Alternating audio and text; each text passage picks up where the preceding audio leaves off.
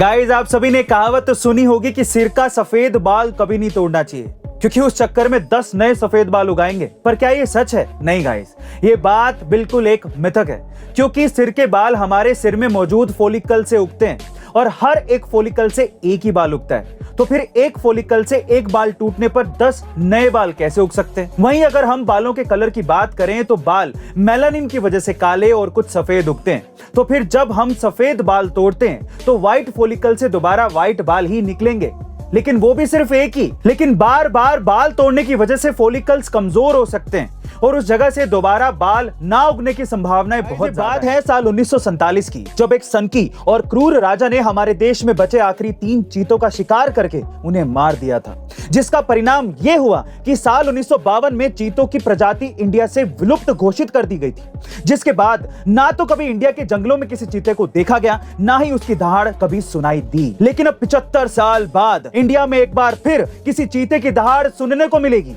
जी हाँ गाइस, हमारे प्रधानमंत्री नरेंद्र मोदी जी के 72वें जन्मदिन पर 8 चीतों को नामीबिया से इंडिया लाया जा रहा है, जिन्हें मध्य प्रदेश के कुनो पालपुर नेशनल पार्क में रखा जाएगा। यही नहीं, इन चीतों को लाने के लिए गवर्नमेंट ऑफ इंडिया ने एक खास तरीके का एरोप्लेन भी तैयार करवाया है, जिसमें आगे की तरफ हूबहू चीते की तरह ही डिजाइन बनाया गया है।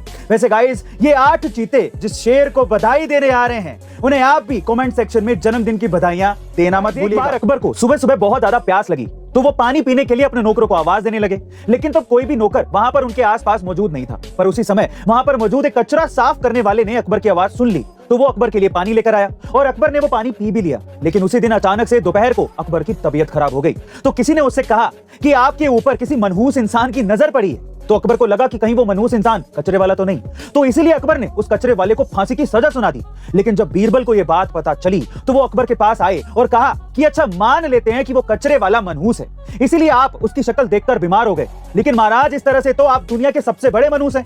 अकबर ने कहा कि तुम ऐसा क्यों कह रहे हो? तो बीरबल बोला, आप उसकी शक्ल देखकर सिर्फ बीमार ही पड़े, लेकिन उस बेचारे ने आपकी शक्ल सवेरे सवेरे देख क्या ली, उसे तो फांसी की सजा हो गई। गाइस, इसे कहते हैं जैसे को तैसा जवाब। यूक्रेन की राजधानी कीव में ढेर सारे यूएफओ देखे गए हैं और इन्हें देखने के बाद बड़े बड़े वैज्ञानिक हैरान रह गए हैं। जी हाँ गाइस, आप ठीक सुन रहे हैं, आज से पहले यूएफओ की इतनी क्लियर पिक्चर्स कभी भी नहीं देखी गई हैं। बल्कि आलम तो यह है कि वैज्ञानिक अब इन यूएफओ को 2 कैटेगरी में बांटकर जांच पड़ताल भी शुरू कर चुके हैं। असल में यूएफओ 2 टाइप के होते हैं, पहला कॉस्मिक और दूसरा फैंटम।